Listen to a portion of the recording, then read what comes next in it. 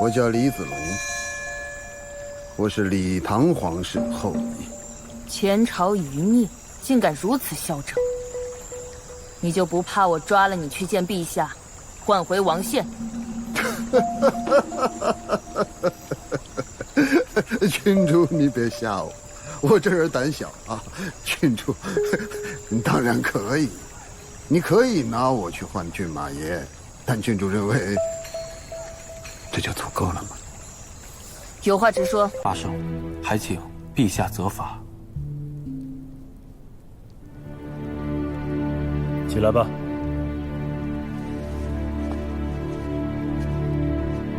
看在你辅佐朕多年的份上，此事暂不追究，给朕磨墨。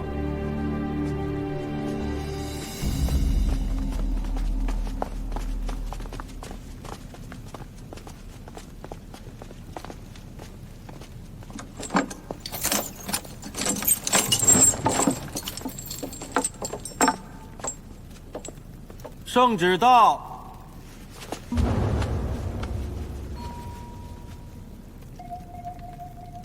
奉天承运皇帝诏曰：罪臣王宪擅制兵器，私藏武备，危及京城，理应处斩。朕念其昔日之功，且身为骏马，故从轻发落。途1500里，永不得返京。钦此。谢主隆恩。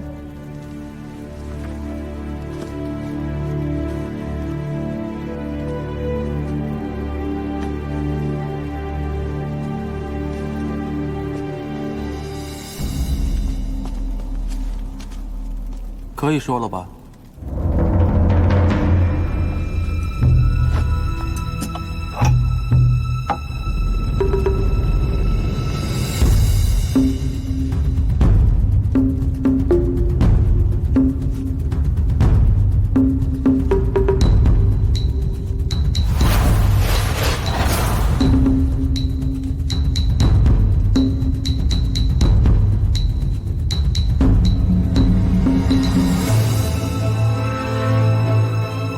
波浪数量众多，我们3人各带人马，兵分3路去拆除，一定要快，不能出意外。立刻重新绘制一份，送到北镇抚司，调动所有人马，速去拆除所有波浪。是，我这就回去调人。你们2个去拆除波浪即可，我留在西场坐镇，继续审问郡主。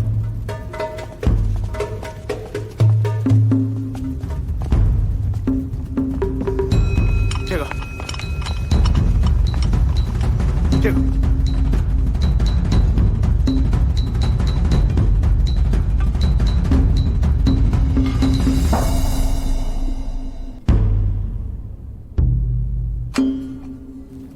是不是快到了？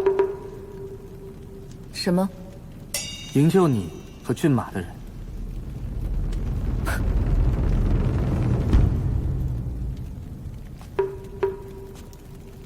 唐大人，这次你又是如何知晓？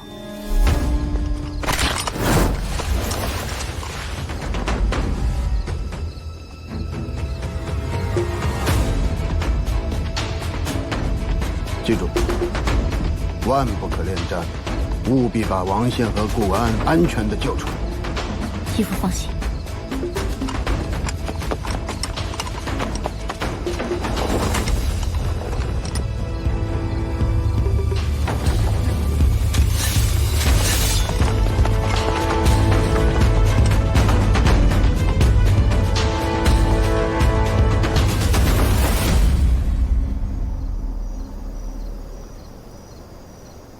都带回北镇抚司，小心点。是。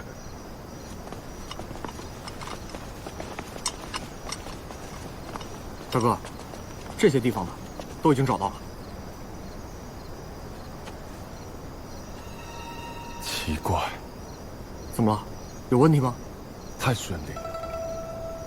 是啊，就好像放在那儿等着我们去找一样。哦，对了，还有一件事儿，缴获到的波浪都没有启动，而且好像都是半成品。半成品。啊。糟了，怎么了？调虎离山。调虎离山？你继续谨小慎于伯浪，之后到西厂与我会合。啊，西厂怎么了？唐范有危险了。哎，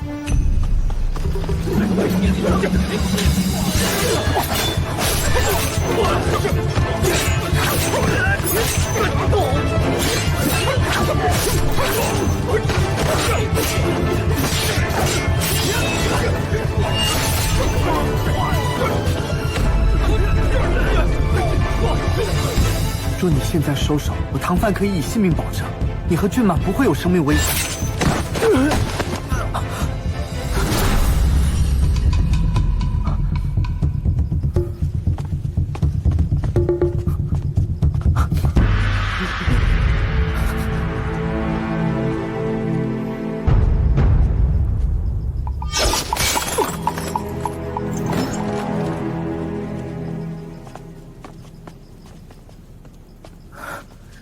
郡主，谢过唐大人。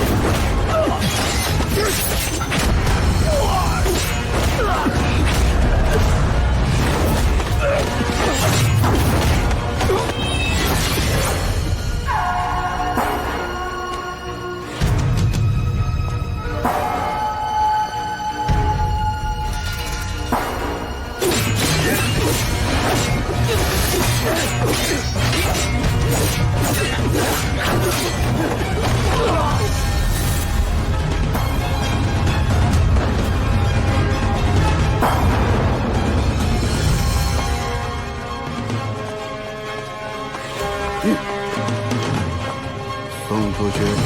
来，走吧。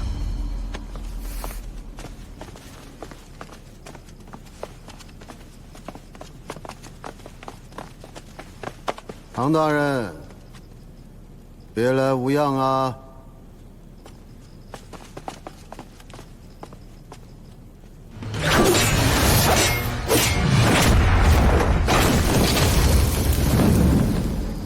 原来是你蛊惑顾安的。唐大人，你这说哪里话？我是个买卖人，做买卖讲究买卖自由，自由。你若真是个生意人，天下早就太平了。本来做买卖的人呢，是讲究一个心平气和。但是唐大人你呀，三番五次，五次三番坏我买卖，断我财路。断人财路等同于杀人父母啊！唐大人，我可不可以生一回气，撒一回泼？何况像今天这样的天赐良机，把唐大人困在这里，我可不可以杀了你，免得你碍手碍脚的呢？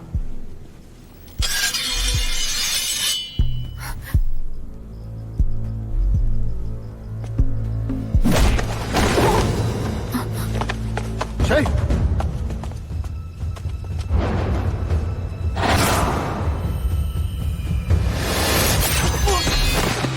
杀！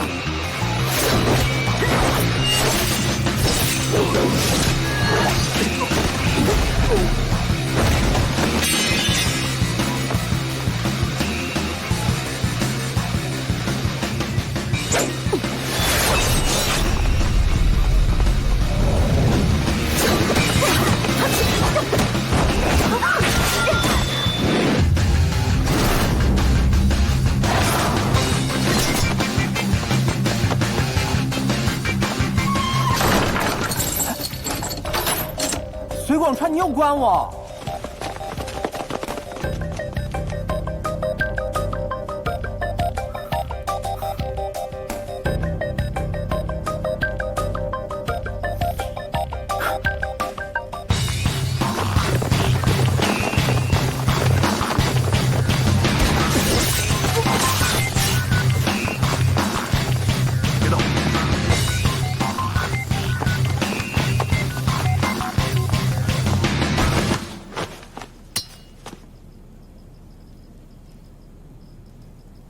主上，西厂的番子和锦衣卫都来了，弟兄们抵挡不住啊！好，好你个随州！看来二位的大限未到啊，我们以后江湖再见。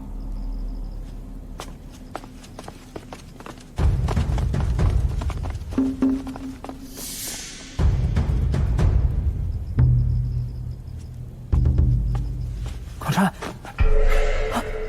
广川，广川，你还好吗？广川，你伤得重不重啊？广川，广川，广川，你别吓我呀！你要是死了，我怎么办？我不会煮饭，谁下煮都给我吃？广川，找死，死不了。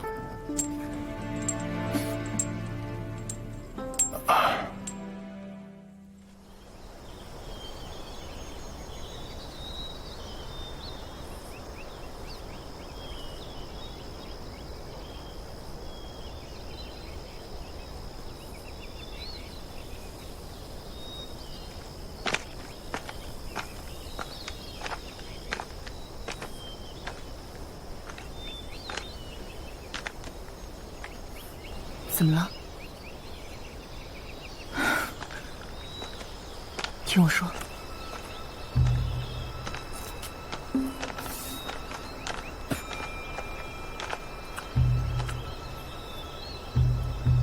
二位，李某人最重诚信，我承诺的已经做到了，剩下的就要看你们做不做得到了。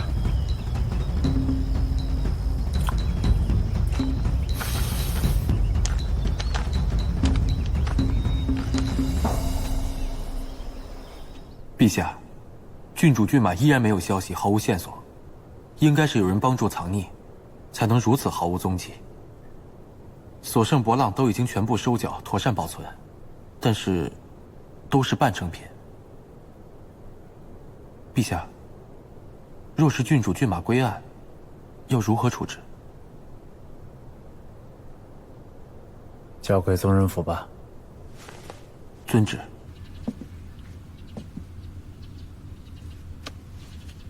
好了，从今天开始，每天换药2次。记住，你的这个伤一定需要静养，若是伤口反复不愈，便危险了。唐月，陪我煎2副药。好。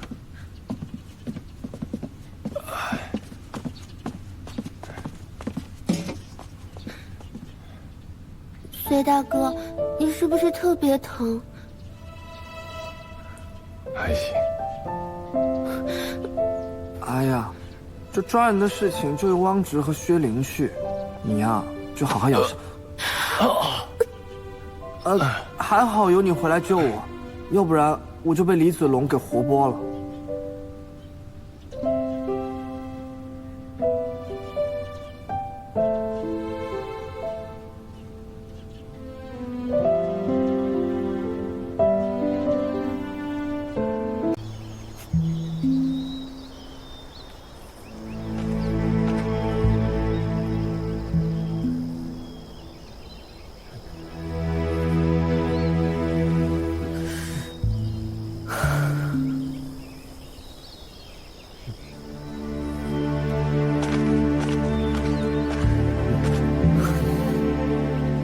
你听我说，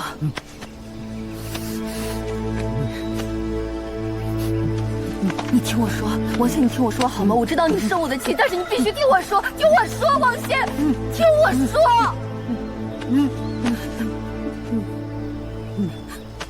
你必须要完成这些伯浪，你只有完成这些伯浪，才可以离开这。这一切都怪我。你怨我恨我都是应该的，但现在我们没有别的办法了，明白吗？啊？他们错了，我没病，我只是不能像你们那样说话，虚假的寒暄，谄媚的逢迎，恭维的谎言。我从未告诉过任何人我的梦想，直到我遇见了她，那个唯一能够理解我的人，我的妻子。自从见到她的第一眼，我便爱上了她。那是一个满身伤痕的小姑娘，她和你们不一样，她相信我的理想，她相信木渊可以飞天，她相信我们可以一起改变这个世界。可后来我才发现，她真正想要的，并不只是帮我完成梦想，因为她的眼中有一团火，那是一团熊熊燃烧的复仇之火。可我爱她，我决定要帮她实现她的愿望，向这个世界讨一个公道。可当我完成波浪的时候，我才发现，他想毁灭的不只是他的仇人，还有这个世界，还有他自己。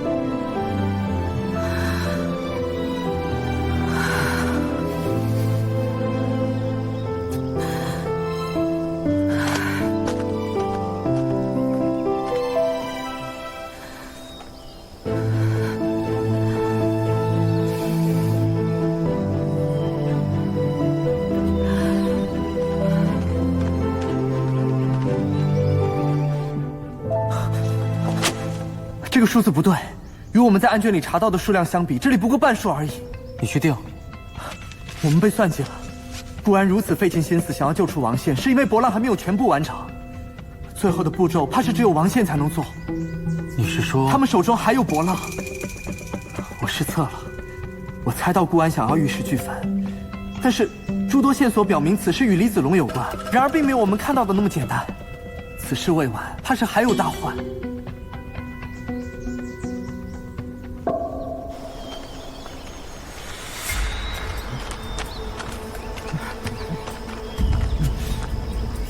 我的骏马爷，李某知道你不是个傻子，你比我更清楚应该怎么办。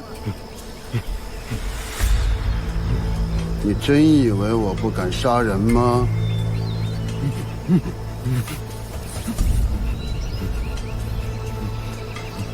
杀！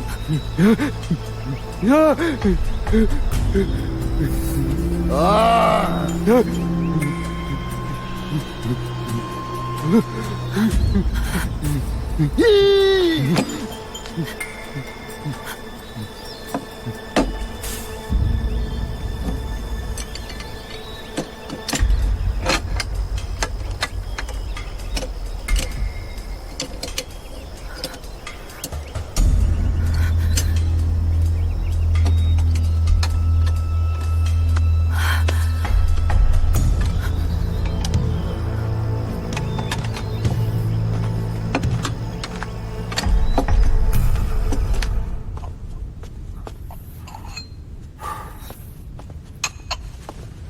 你能不能冷静点儿？我很冷静，你这是冷静的样子啊。那还能怎么办？人都跑了半天了，还没有消息。我们这次收缴的博浪只有半数，等于说还有相同数量在顾安手里。这就算了，雪上加霜的是，唯一能完成制作并引爆的王宪还跑了。这个情况下，我这个样子已经很冷静了。你着急也没用，现在我们得想出法子。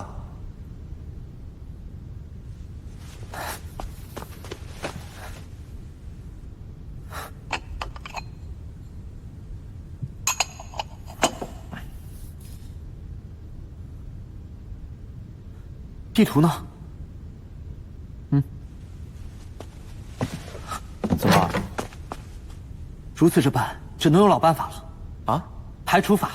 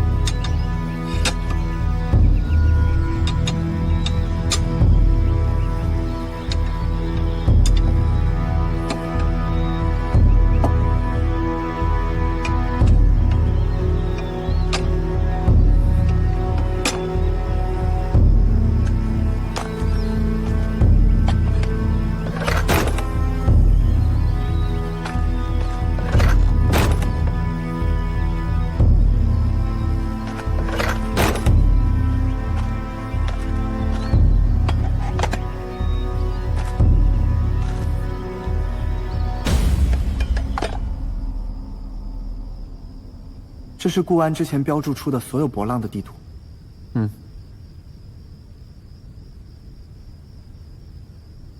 唐大哥，这里有一份兵部日前向户部提出的申请，主理人是王宪。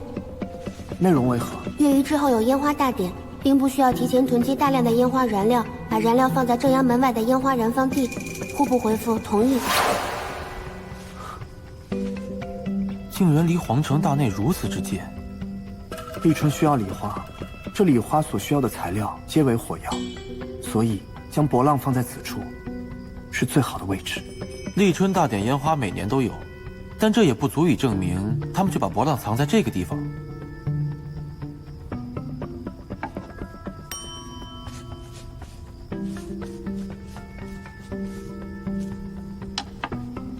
随州在王宪最珍贵的盒子里找到了这4个日期，这是最早的日期。这个日期有什么意义吗？这一天是英宗重登大宝的典礼，王宪第一次点燃礼花，就是在这个晚上，这个地方。这一天，也是景泰帝驾崩的日子。之前听顾安提过，他一见到王宪就发现他的才能，然后就有了这个毁天灭地的计划。我一直没有把顾安和王宪放在一起去想这个日子，我一直以为这4个日子对王宪来说才是最为珍贵的。其实不是，这4个日子均与顾安有关。己丑年11月初8是2人成亲的日子，庚寅年2月21是顾安化身张拱柱到兵部辅佐王宪的日子，戊戌年11月29是2人最终完成博浪的日子，而这一天是他们2个第一次见面的日子。王宪所做的一切都是为了顾安。这一天不仅是王宪第一次点燃礼花，也是顾安第一次燃起复仇的火焰。这里是他们一切开始的源头，也将会是他们结束一切的地方。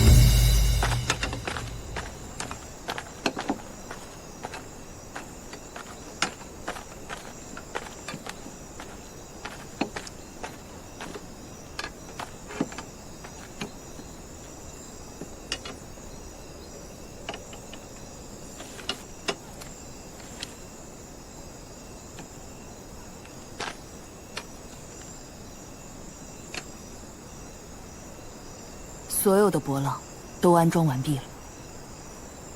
你让我做的事情，我已经做完了。我们走。君主，在走之前，李某还有一件大礼相送。郡主请看。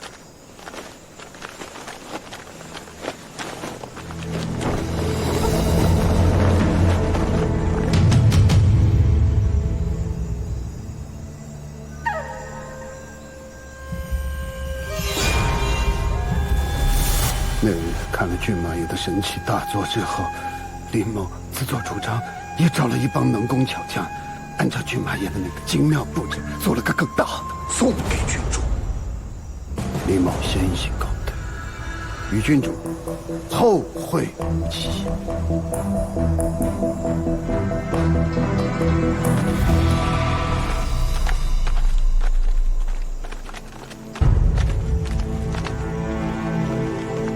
主上，博浪已经放在墓园里了。绝不能让王宪为他人所用，他这种人活在世上太危险了。主上英明。还是留一队人马，确保不留活口。是。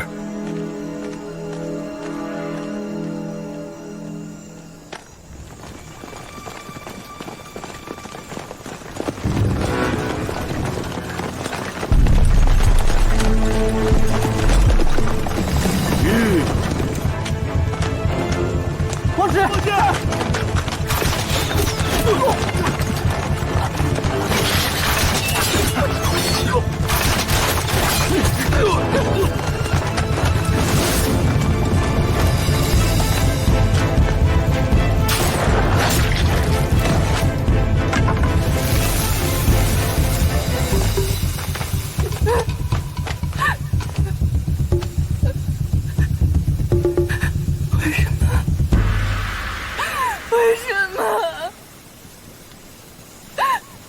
让你走。你为什么要留下来陪我一起死？为什么？乖，还记得小时候，我说要带你飞天吗？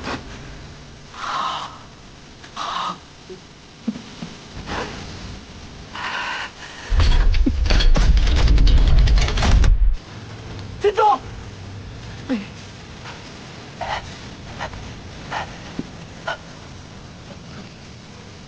郡主，这是我们在兵部找到的。这4个时辰，分别是你们相识、大婚、你进入兵部和造出博浪的日子。骏马选择爱你的全部，包括你的仇恨，直到你们做出了博浪，他才发现你的死志。可是他不希望你因为你的仇恨而自我牺牲、自我毁灭，所以他才不惜自己被瓦剌人抓走，为的就是要拯救你啊，郡主。福安，福安，福安，你这个蠢货！这是李子龙的圈套，就是想毁了你们！你们快下来！福安！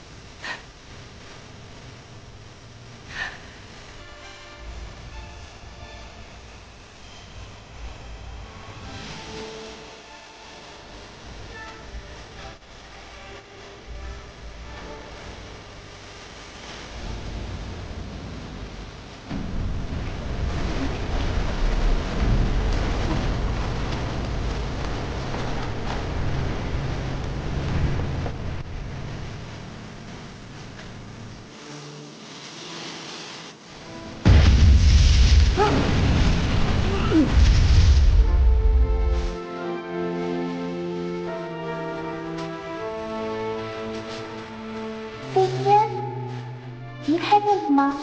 你可以带我一起啊。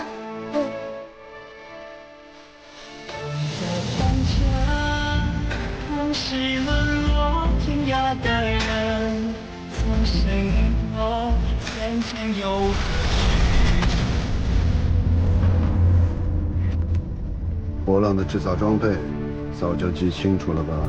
书记于心，加紧赶制，到立春之前，能造多少就能造多少。另外，我们也该联络联络外面的朋友们了。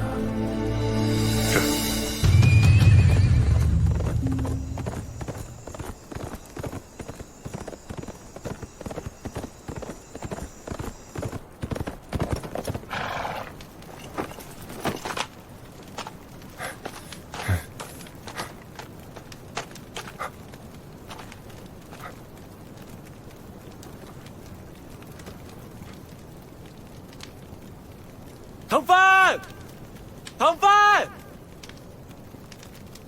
唐帆！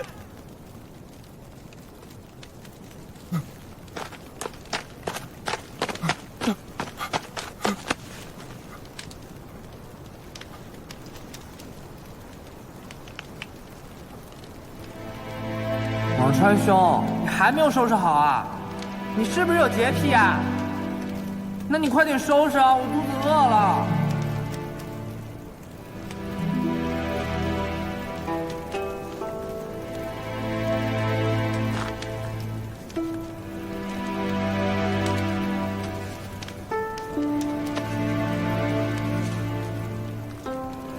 唐帆，唐帆，你快点起来！我们要回家吃饭，都还在等我们啊，唐帆！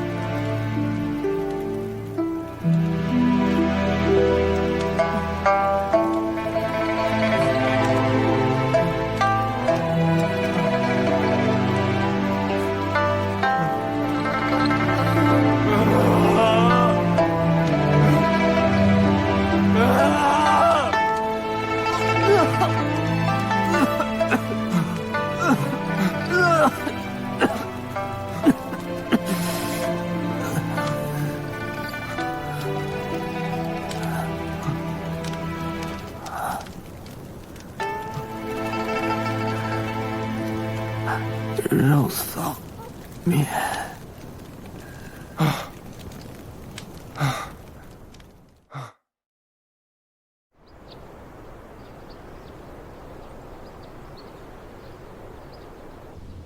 平身吧。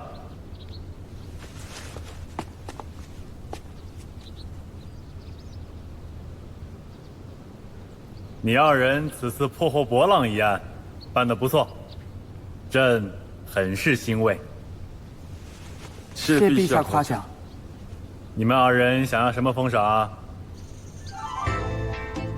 随州，你之前小过失犯，此次就算是将功补过了，官复原职，回北镇抚司，继续做你的百户。臣谢主隆恩。平身吧。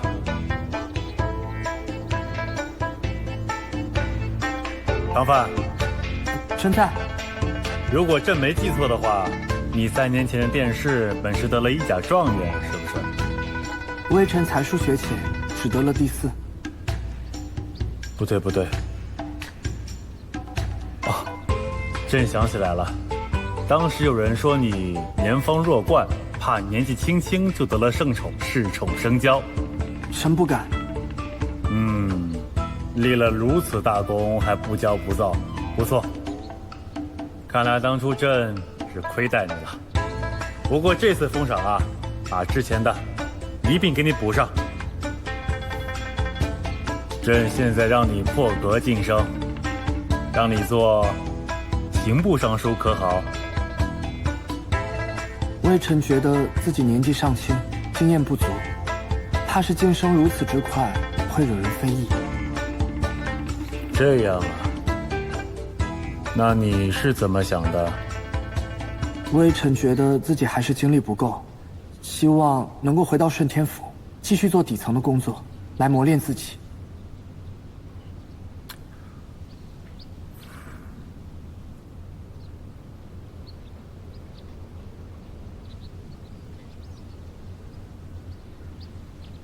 既然这是你之所求，那便如此吧。臣谢主隆恩。皇上破格晋升他都不要，唐范这小子葫芦里卖的什么药？他卖什么药，老夫不知道，但这个黄沟小儿竟然敢当着众人的面如此忤逆圣上。咱们就等着看他自掘坟墓吧。说的有道理，咱们走了，万大人。你们先走吧。你要干嘛？帮你求情。求情？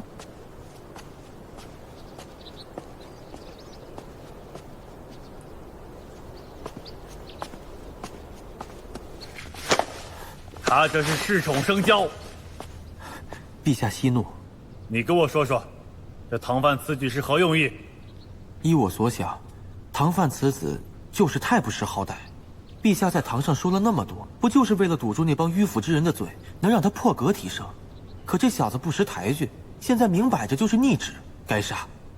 陛下龙体为重，犯不着和一个乳臭未干的毛头小子生气。这小子就是太年轻，闲不住。他肯定嫌刑部的文书工作太没意思，成天就想着出去破案抓坏人，格局太小。朕本想大力栽培于他，现在看来，此子难成大器。就永远蹲在那一亩3分地里抓贼吧。是。陛下英明。启禀陛下，另外还有一件事需要您来定夺。说。此案中还缴获了未完成的博浪48只，不知道该如何处置。先将这些博浪妥善保管，尽快找人研制出完成它的方法，其他的事就容后再议。另外，此事不宜再让兵部过问，由你来办吧。臣遵旨。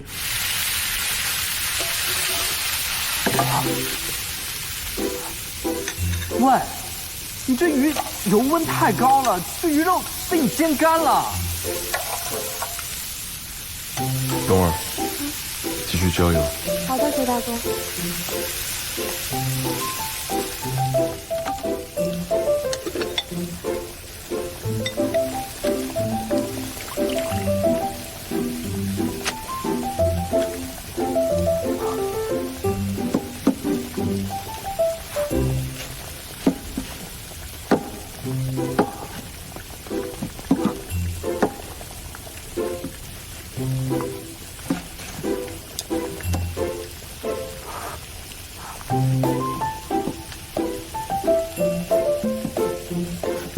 儿，我不是跟你说了，这猪肘至少要卤2个时辰以上吗？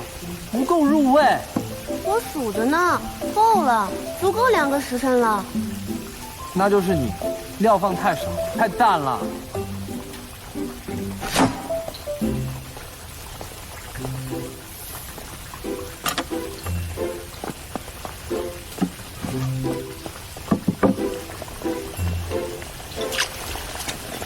不是你这羊肚刚沾水就要起锅，不然老了怎么吃啊？你有完没完啊？不是我有完没完，你知不知道他最近做菜有多难吃啊？再加上那么久没去了，我必须得监督啊！如果我不监督的话，那搞砸了怎么办？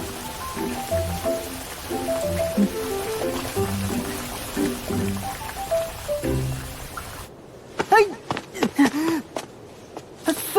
你们太过分了！哎，你们太夸张了！喂，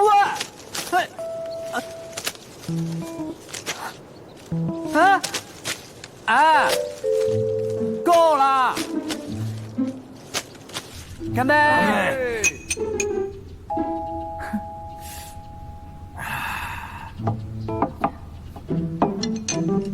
开始。吃这个。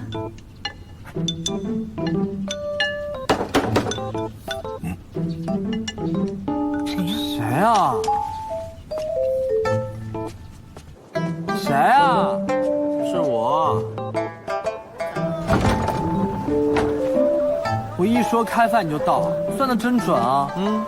我说我在门口等你半天了，你信吗？信。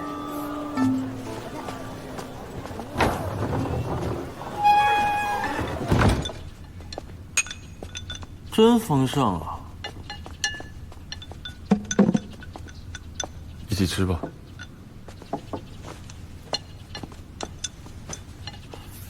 是啊，我就是诚心的。啊？那天我不顾危险冲进去救你，可你倒好，压根没把我当回事儿。等我醒转，你早就回家吃饭了。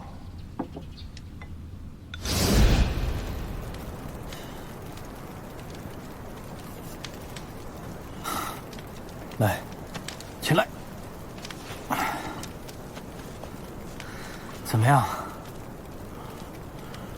唐范他，唐范他，唐范怎么了？回家了。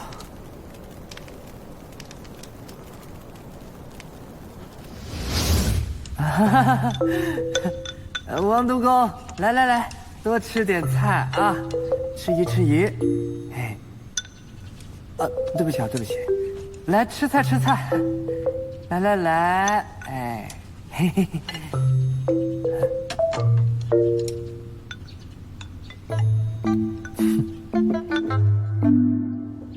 陛下，起身吧。启禀陛下，外族可汗伯罗纳哈勒为表与大明修好的决心，愿意将当年土木堡之变同先帝一同被俘的战俘送回。可知，送回的是何人？回陛下，送回的正是当年先帝身边的骠骑护卫高义将军。可是当年为了保护父皇，击杀野县坐骑的高义。正是。父皇当年身边有2位护卫将军，一位樊中，一位高义。樊老将军战死沙场，临死前还击杀了误国误政的太监王振。高老将军为保护父皇，一同被瓦剌复活。30年了，竟还活着。如此忠义之士，理应好好封赏。等将军回到京城，朕要立刻见他。是。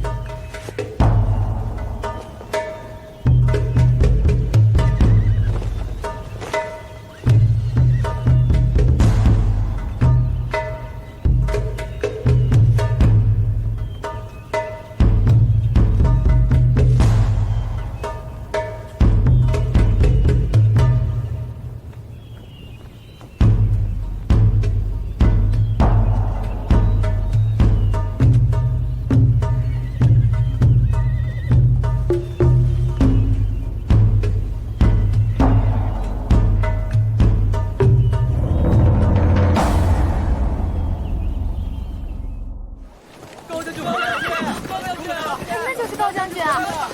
高将军，高将军，高将军，高将军，这老者是谁啊？怎么这么大阵仗？这你都不知道？这是高义高将军，高将军没死啊，他终于回来了。高将军。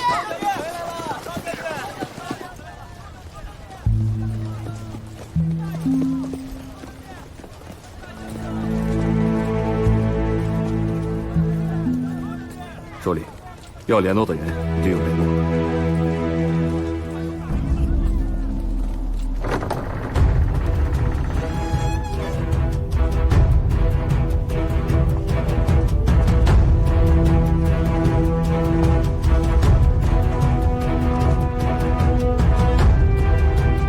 罪臣高义拜见陛下。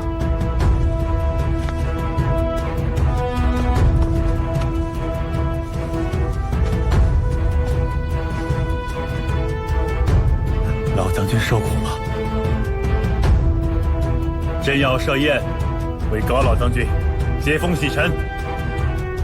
陛下恕罪，老臣离家30年，心中甚是惦念家中发妻，斗胆恳请陛下，让老臣先行回家探望。是朕疏忽了，请将军先与家人团聚，朕择日为将军设宴接风。来人呐！在。即刻颁旨，择良辰吉日为高义将军册封爵位。是。这就主人送您回家。谢陛下。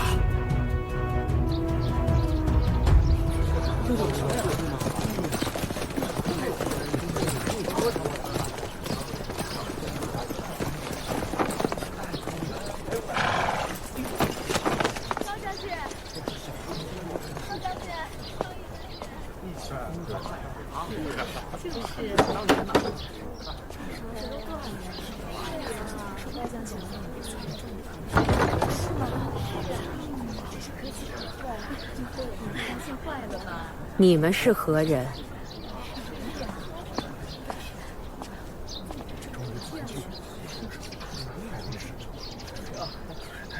夫人，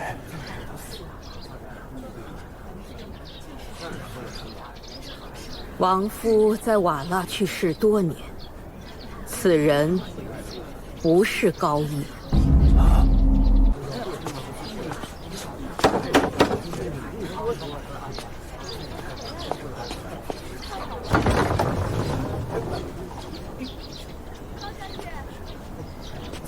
你们是何人？夫人，高义将军回来了。此人不是高义。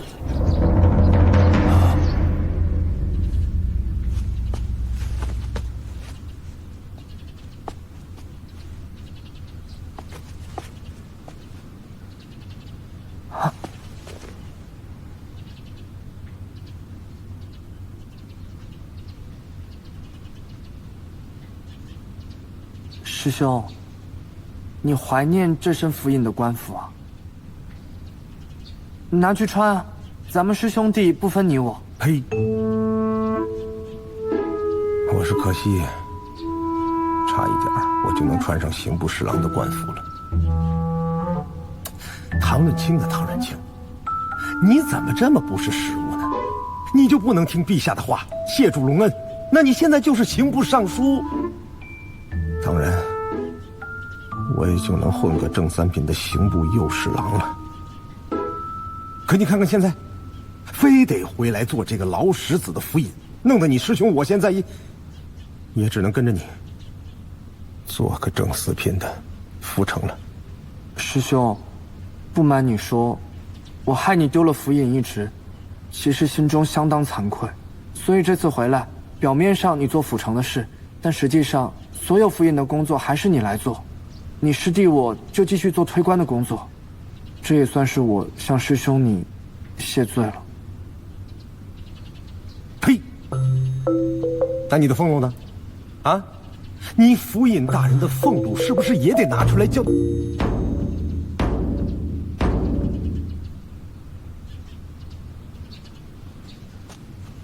升堂。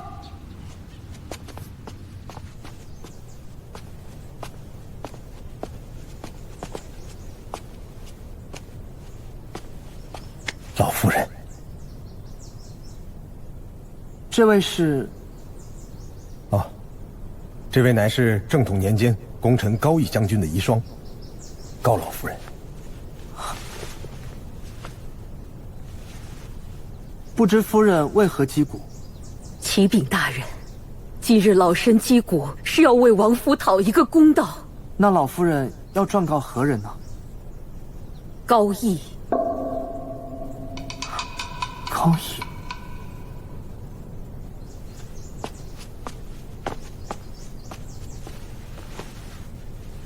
大人，老身夫君早已经不在了，此人定是假冒王夫。既然状告有人诈冒高义，那不知被告现在身在何处？高将军现在回不了家，暂且安排在驿馆。还请大人替老身做主。高夫人，您可记得高将军身上有什么特征？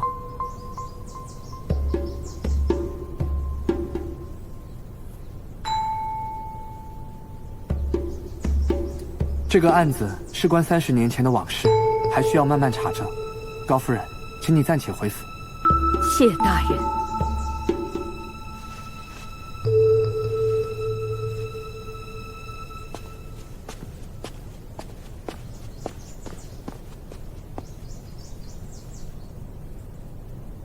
润庆，如何是好？事有蹊跷，不管高义是真是假，我都得先见见他。高将军，回家探亲如何了？回陛下，高将军尚未回府。哦，为何？高夫人不认。怎么个不认？夫人认为高将军已死，来人乃是诈冒。当真有古怪？此事时间久远，认识高将军的人不是战死了就是老死了，很难有别的佐证。就算查阅卷宗，也只能查到30年前的，着实很难确定。你去鉴别真伪，若是真的，切勿让老将军受委屈；若是冒名顶替，万不可姑息养奸。臣遵旨。受赏的日子已经定好，在那之前，朕要知道真相。臣明白。去吧。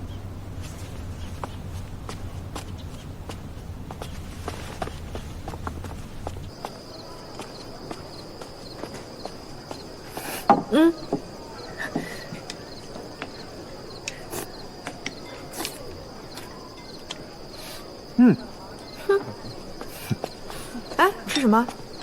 跟他一样。哦。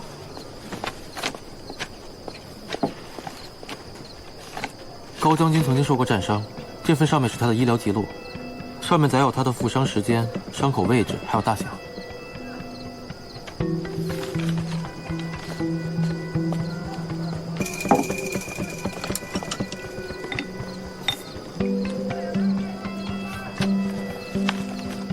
我正好要去见他。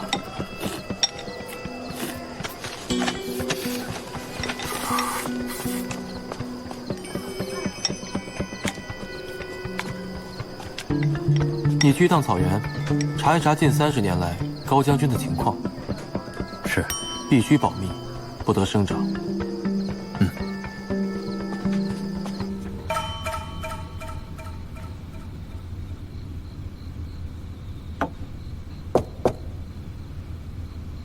进。高将军，在下顺天府尹唐范，深夜前来，实在冒昧。大人自便。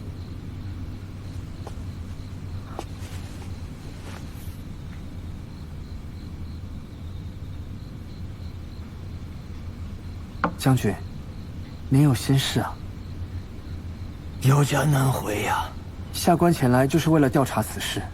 高夫人到顺天府说将军乃是诈冒，我一眼就认出了夫人，夫人竟不认我。30年了，她还在生我的气吧？将军是如何认出夫人的？我的夫人，我如何能忘？老是老了些。可还是当年的模样，忘不掉。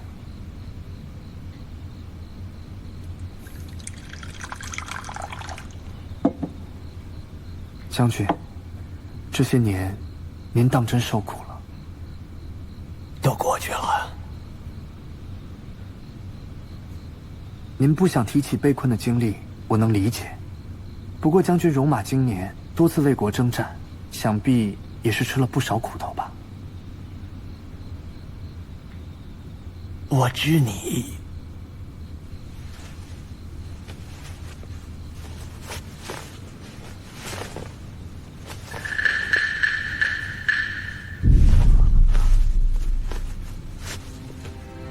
当年，为了保护仙体，我击杀了叶仙的坐骑。叶仙此人十分记仇，对我施以酷刑，竟用燃烧的油毡毁了我后背所有的肌肤，让我终身如芒在背。下官着实失礼。我的夫人都不认我，还有谁会认我？此事必会水落石出，下官先告辞了。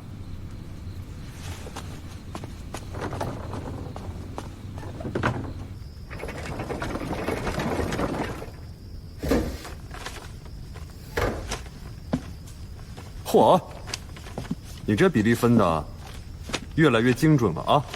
估计再过一段时间就要改口叫你唐大夫了。哼，我才不要做大夫呢，跟你抢生意啊！哎，认亲来了。老裴，那么晚还不让我姐休息，你可要多发点工钱啊！是你姐给我发工钱，我的钱都是你姐的。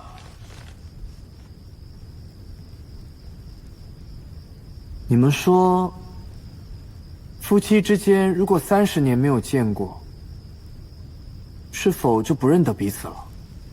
这不太可能。怎么说？如果两个人真心相爱，无论多久不见，都不会忘的。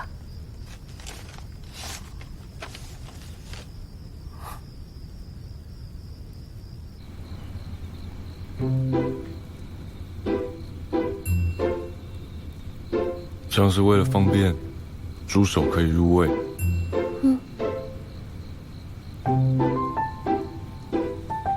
来，你试试。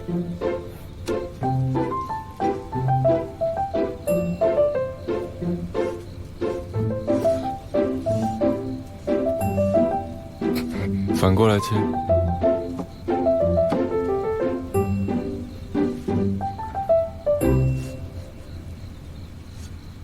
接下来做什么？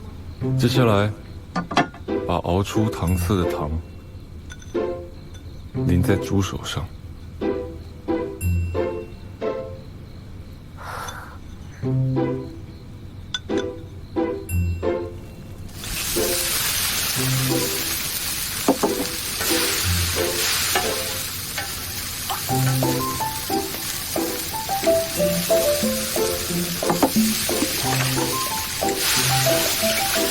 把猪手放下去。好。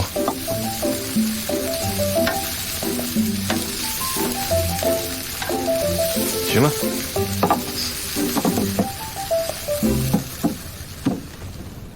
广川，假冒。我还在调查，但高将军身上的伤痕特征都因被俘虏时受刑而无法辨认，眼下毫无头绪。要我做什么？知我者广川也。我想让你去见见高将军，你们都有从军的经历，如果有什么蛛丝马迹，也许你能看得出来。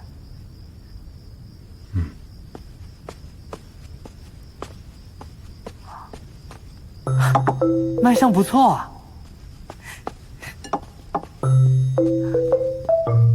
味道如何？好吃，这皮滑肉嫩，香浓入味，尤其是这个蜂蜜，好吃。唐大哥，自从你回来后，隋大哥心情好了很多。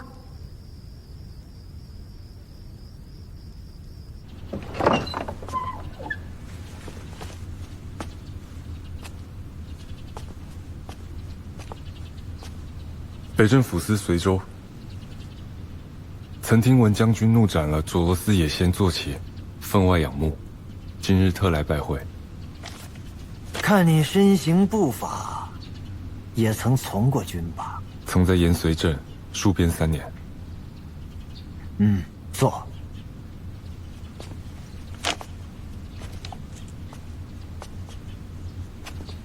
延绥镇，正统10年，为了扩展边墙和各营垒城池，老夫曾去过数月。那时便能感到他们可怖之处。不曾想，4年之后，竟在土木堡遭到如斯巨变。戍边之时，我也曾与他们多次交锋，多亏有你们扩建的延绥长城。多次交锋？是。草原游骑既骁勇又狠毒，当年大同总兵就是与草原游骑交战时命丧当场。你能活着回来，足见你能力非凡。隋某只是侥幸。战场上不存在侥幸。有一次，遭到他们骑兵偷袭，同袍皆已战死，我都不知为什么，只有我一人活了下来。交战之际，抱着必死的决心是对的，但若活了下来，你也不必自责。活着，说明你我还有用武之地，继续报效国家即可。隋某受教了。你与他们交战多次，有何心得呀？他们骑兵机动性极强，攻守兼备，若是正面交锋，大明士兵颇为吃力。他们骑兵虽然彪悍，却并非没有弱点，只要将其引至峡谷之地，优势便荡然无存。隋某今日受益匪浅。夫人，高义已案，本官还有些许问题要请教高夫人。大人请讲。不知夫人与高将军感情如何？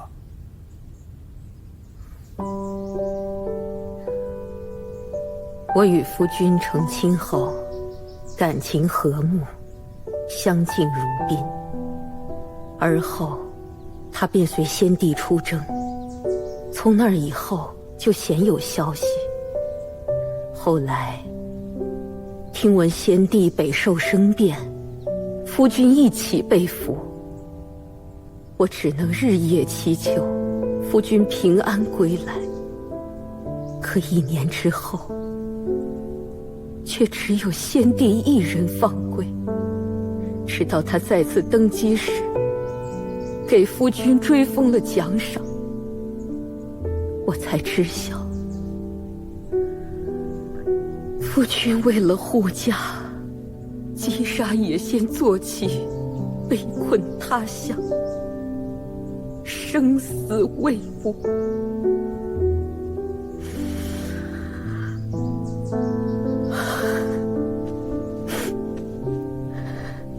让大人见笑。之后呢？就这样又过了7、8年，所有人都道夫君早已经死在外面了，老身也逐渐心灰意冷。可没想到，前日又有人冒充他来相认，老身真是伤心至极呀。夫人是如何确定此人就是冒充的？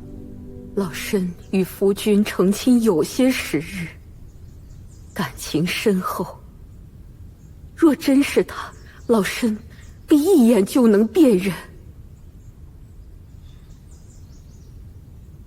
高夫人可知道高将军背后的战伤位于何处？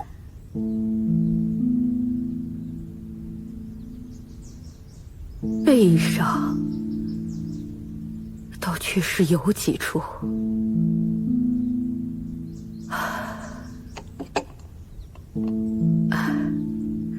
年纪大了，有点儿不记得具体的位置了。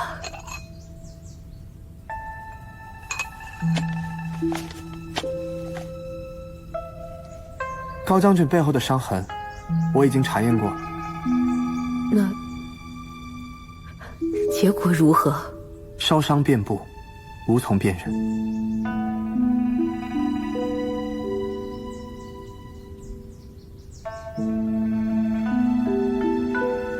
唐大人为王夫一事费心了，老身感激不尽。夫人不必客气，这是本官分内之事。老身虽说是老眼昏花，但若真是夫君回来，纵使化成灰，我也是认得出的。母亲，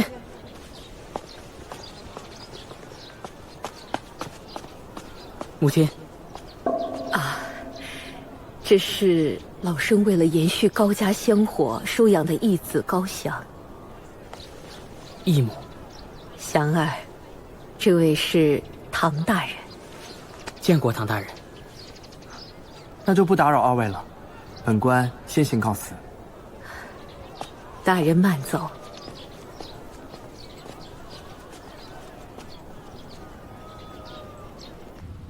事情就是这样。巨刃高义，怎会如此？属下不知。让他现在在哪儿？寄居驿馆。驿馆。听闻大明朝典已在调查高义的身份。速去安排，我要见他。是。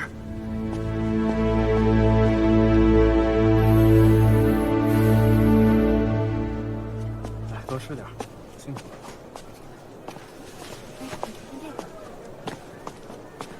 了。面，谢东姑。叫姐。怎么样？要不要加点？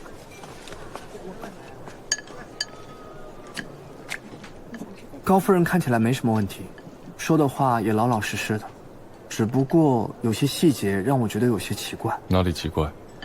高夫人口口声声说与高将军感情深厚，可她却不知道他背后伤痕的位置。如果他们感情一般，那她怎么又敢肯定他见到高将军之后必定能辨认出来？我与高将军聊过此事，他说他俩刚成亲便随先帝出征，所以两人并无太多交流。高夫人为何要说谎？想不通。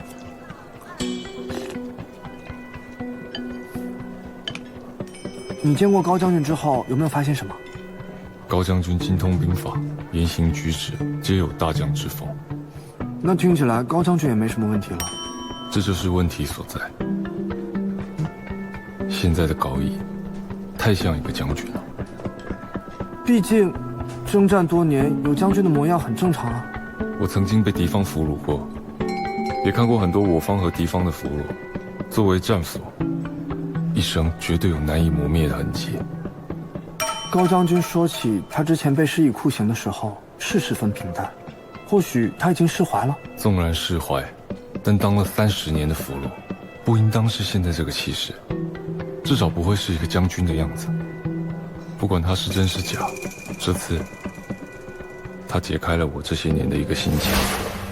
交战之际，抱着必死的决心是对的，但若活了下来，你也不必自责。活着，说明你我还有用武之地，继续报效国家即可。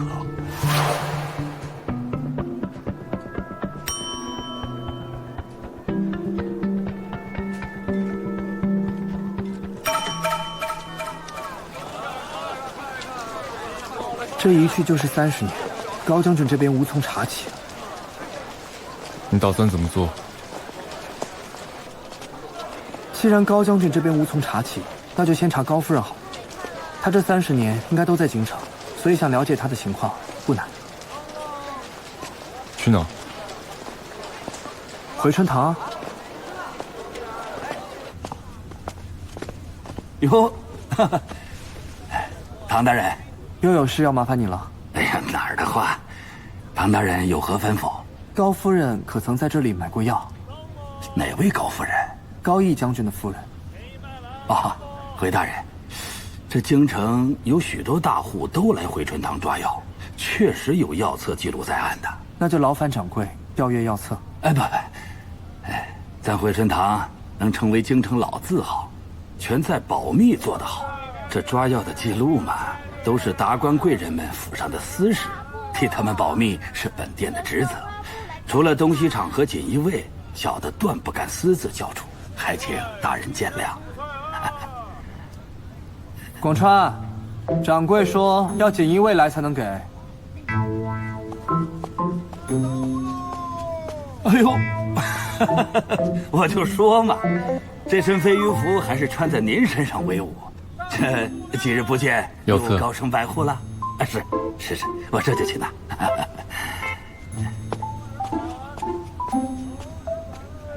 果然还是你这身皮管用。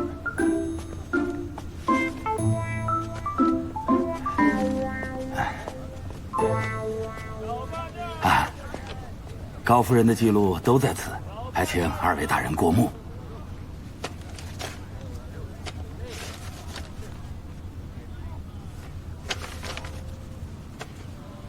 不日奉还。不急，您慢慢看。老裴，帮我看看。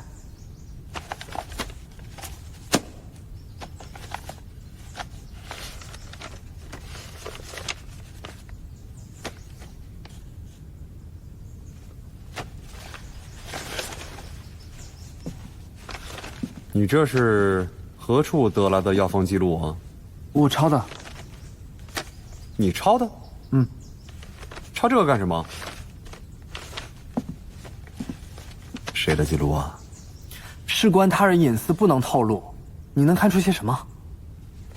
这依我来看，这药册的主人早年间定是有些伤心的心事，且为此伤怀许久。后来呢，开了不少安神的方子，紧接着就慢慢的恢复了。大概是在20年前有了身孕。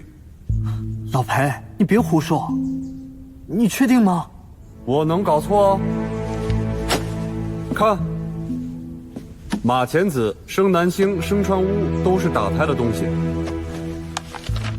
黄芩、白术、杀人、阿胶都是安胎补胎所需。可之间间隔时间不久，所以啊，只有一种可能性，孩子没打下来，只能安胎了。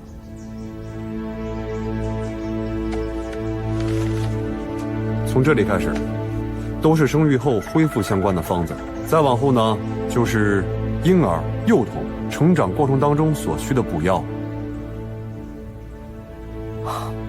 原来如此。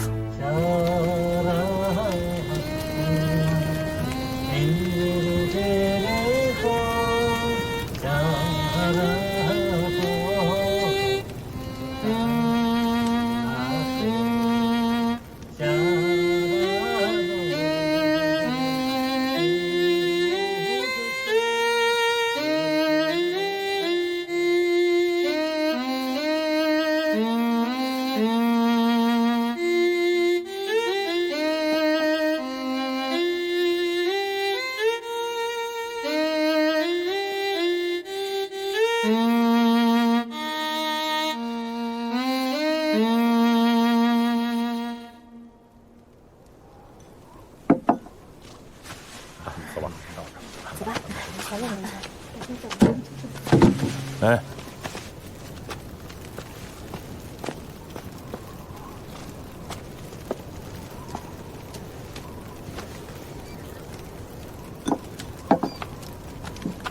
这东征鞑靼、西破魏吴的故事，唱得不错。多谢。刚刚歌中提到的黑将军是谁？啊，黑将军呐，乃是野先大汗俘虏的异族将军。原来是大明皇帝身边的人，投靠大汗之后，为我们立下了汗马功劳。那这个里面的黑将军是？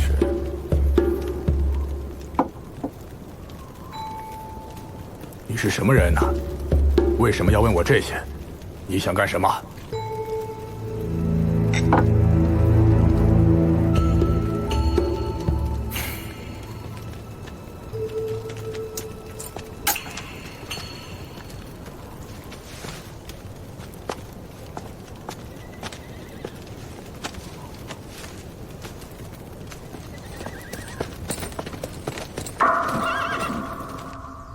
不知唐大人到此所为何事？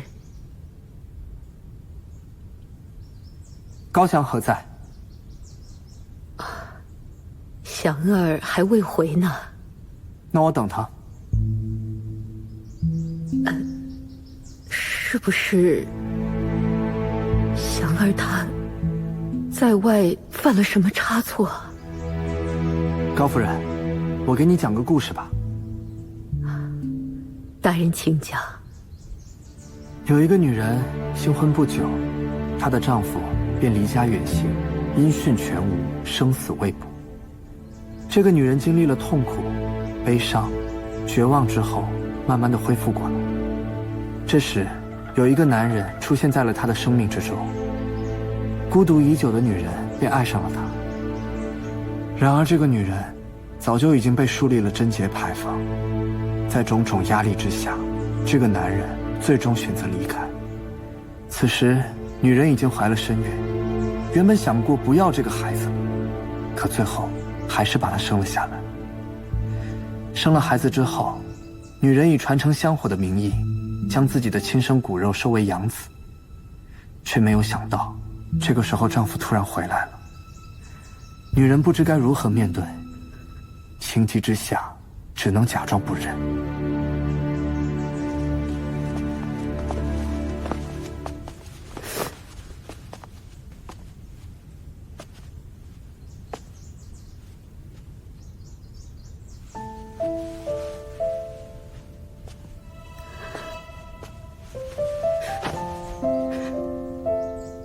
一切都是我的错，甘愿受罚，绝无怨言，只求能放过祥儿，她是无辜的。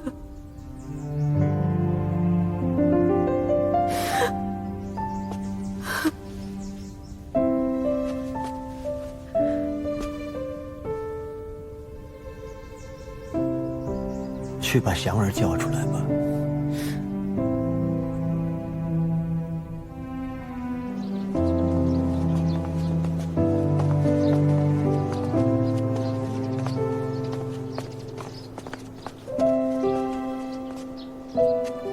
老爷，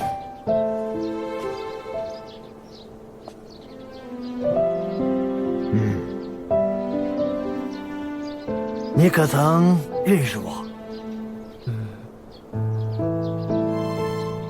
你虽然不认识我，但我却甚是喜欢你。哎呀，没想到老了还得一孩儿，这可真是喜事一桩啊！祥儿，快叫爹爹。爹，哎，好小子，来，快起来。好。老爷，我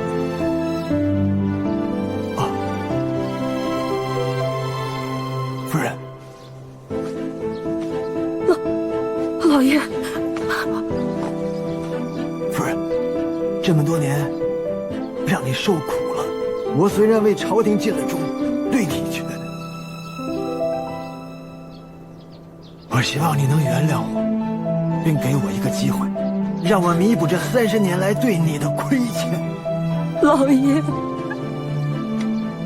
人，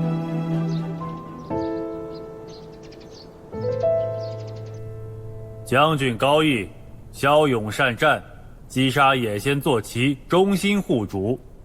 漠北受难30余载，不改颜色，不弑二主，其心天地可见。着即册封，安定伯。谢主隆恩。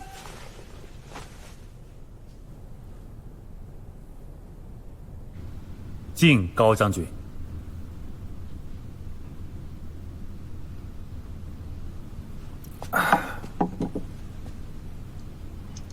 将军，当年父皇在军中如何？当年先帝虽身陷敌营，但始终保持着君主的气节。面对野仙的威逼利诱，一句难下，二句和亲，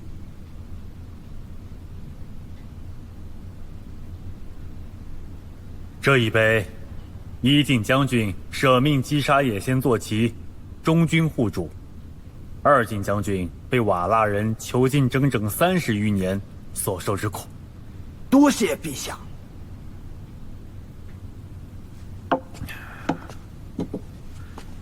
朕实在想象不出，将军吃了多少苦头。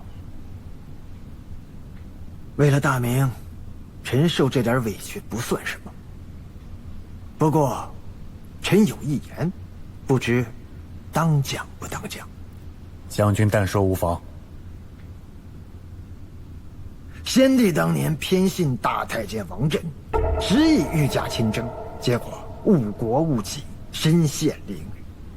共同出征的文臣武官共计66人，几乎全部遇难。同为护卫将军的樊中，在临死之前奋力击杀了王振，就是怕如果他还活着，会继续祸国殃民。臣斗胆，请陛下以此为鉴，远离奸逆，切莫轻信宦官之言。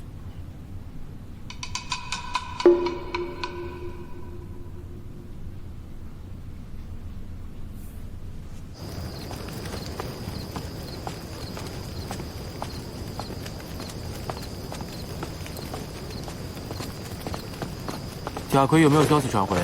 没有。催催他，查完尽早回京。是。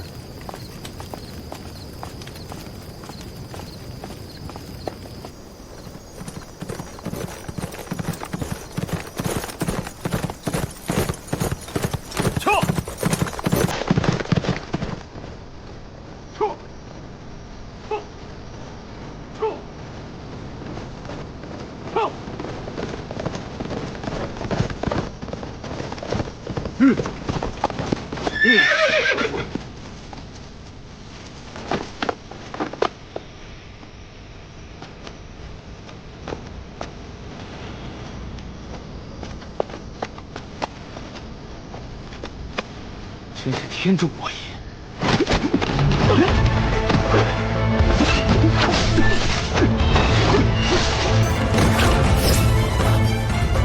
为什么跟着我？因为你在市井四处打探黑将军情况，所以有人派我来杀你。杀我？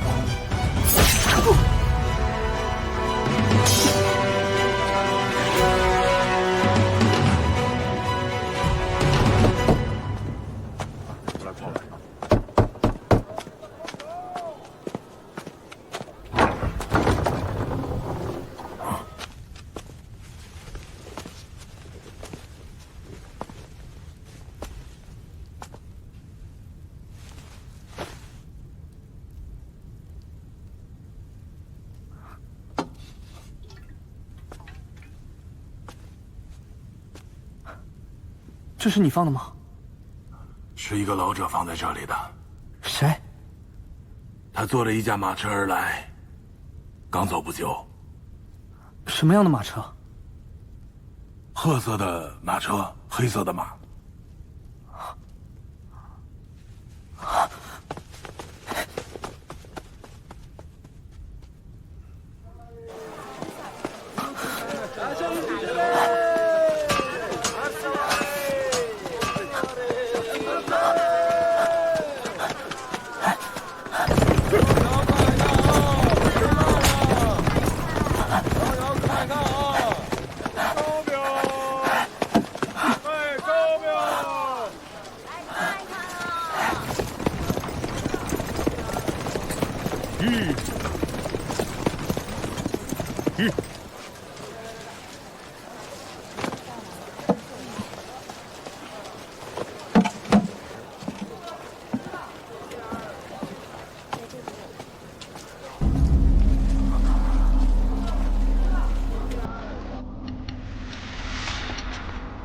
主上，来京城谈合作的各路人士都已到齐。约见面吧。不愣着干嘛？主上，您是一起见，还是一个一个见？那就大家一起见吧。我这个人呢，不爱说废话。是。